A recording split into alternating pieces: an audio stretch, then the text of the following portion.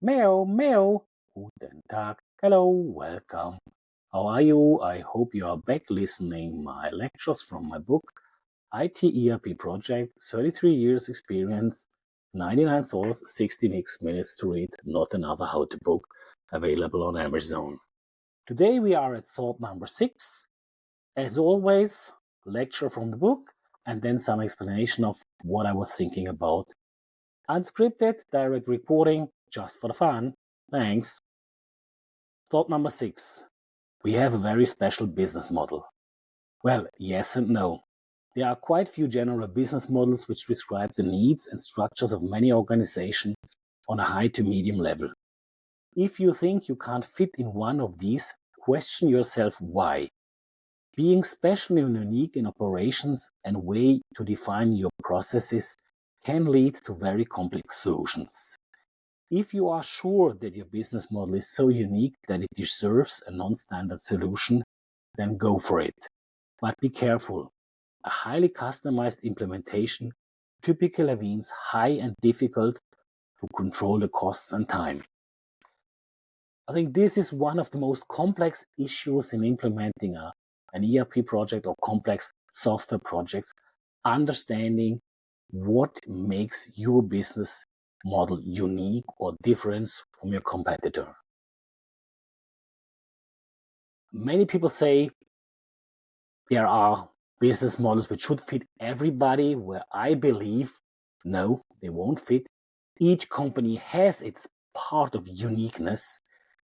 If you manufacture something and you have a competitor who manufactures the same thing and you use the same tools, the same business process, the same machines, the same materials, what differentiates you from your competitor? So there must be something which makes your business, your needs, unique or at least special.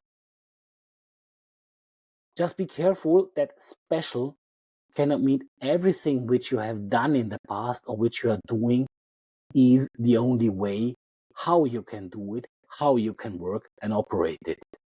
Especially if you're for longer term in the business, you have made your experiences, you have set up your processes with other tools, with our tool set, you have used Excel list, paper list, all that stuff. And people are convinced you can only work in that way, and that is the right and only process how to work. You can do it, you can try to implement it, but challenge it first. Check what is the heart of this process. What do we really need to work? That's the very first thing.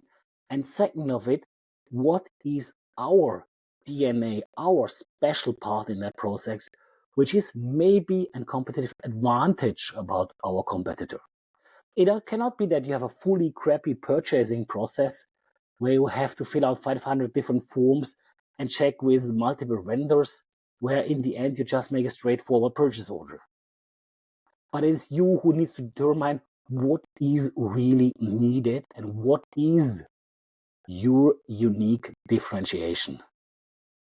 Typically, if your company is longer in business or fast grown over a short period of time from a startup to a small to mid-sized company, you have those processes which have been defined by some cool guys in the early time, and nobody ever challenged it, but they get complicated.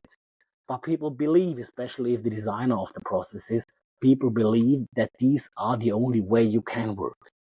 So open your mind, try to find a way to understand, first of all, the process, and second, how you can implement it, how you can use it in a better shape, maybe keeping a part of your advantages because you had some good ideas in the past, which drives your unique business models.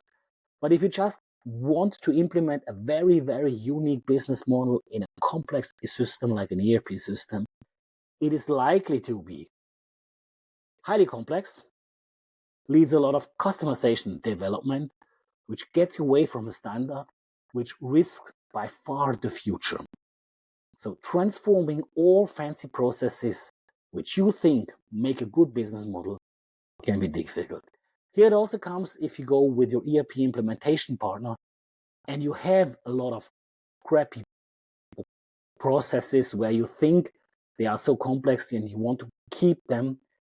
Maybe you need some outside help, some independent people to discuss with you not your implementation partner, because they know how to implement a process in their software, and they can help you to implement your process, your needs in a software. They can maybe guide you to get a better understanding how the process is implemented, or give you some do's and don'ts.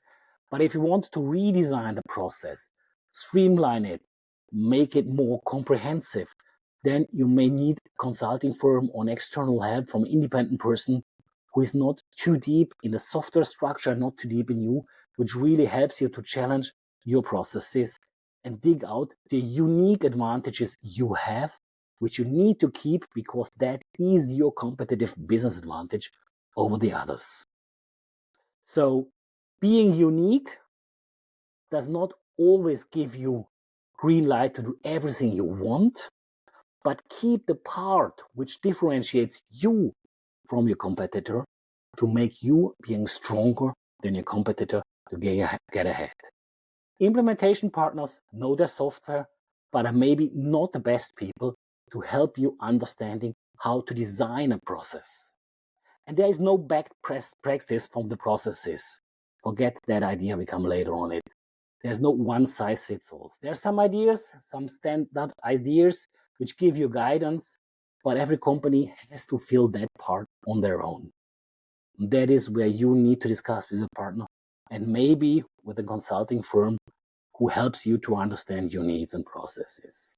So that was all for today. Thank you for listening. I hope you liked. Hope you continue watching it. Thank you very much. Goodbye. Adele. Meow, meow.